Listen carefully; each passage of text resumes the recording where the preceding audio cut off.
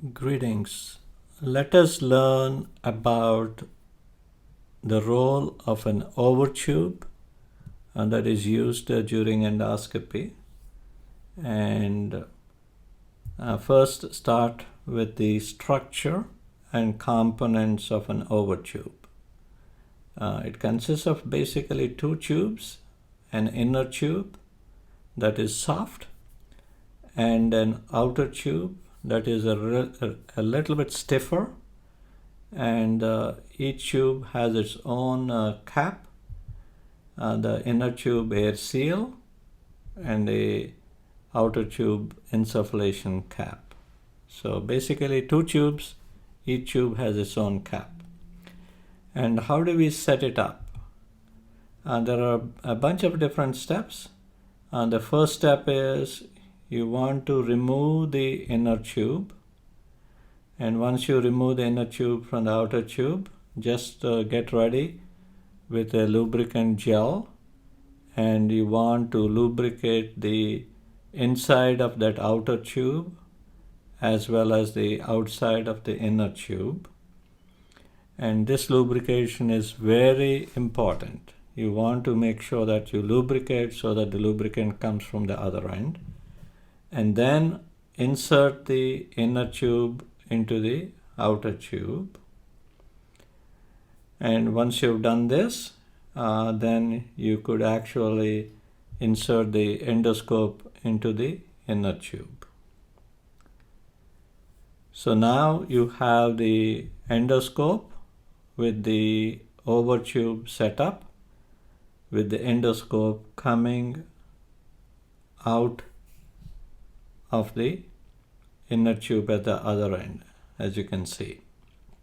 And that's important so that you can see where your scope is going as you insert the endoscope from the mouth down the pharynx, esophagus, and into the stomach. In this case, there is probably no need for putting a mouth guard because the outer tube is relatively stiff, and it could be inserted into the mouth and it will act like a mouth guard. Then remove the endoscope and the inner tube together as one set, and once you have done that, you place the insufflation cap over the outer tube.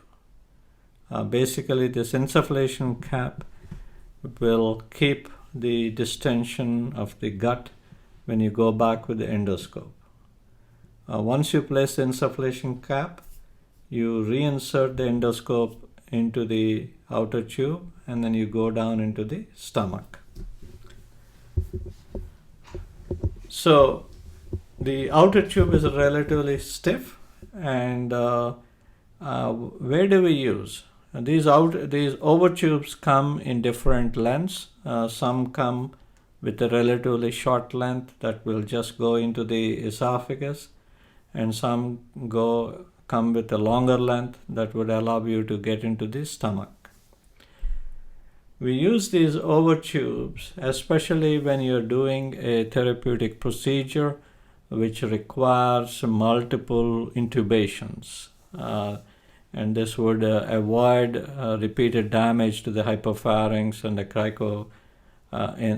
cricopharyngeal muscle, and having a patient having a lot of discomfort. So repeated therapeutic procedures where multiple intubation in and out is required. And if you ask me, for example, somebody doing a resection, a large resection, and he needs to come out to clean his lens and then go back, especially long ESD procedures or multiple resections. The other reason is to remove foreign bodies, especially sharp objects that you worry about causing damage as the foreign body is coming out, or long objects as they try to traverse through the different sections, angulated sections of the esophagus, pharynx, and mouth, or when you have a difficult food bolus that doesn't come out in one big bolus when you're trying to remove, and it is so macerated that you have to go in and out and take out piece by piece.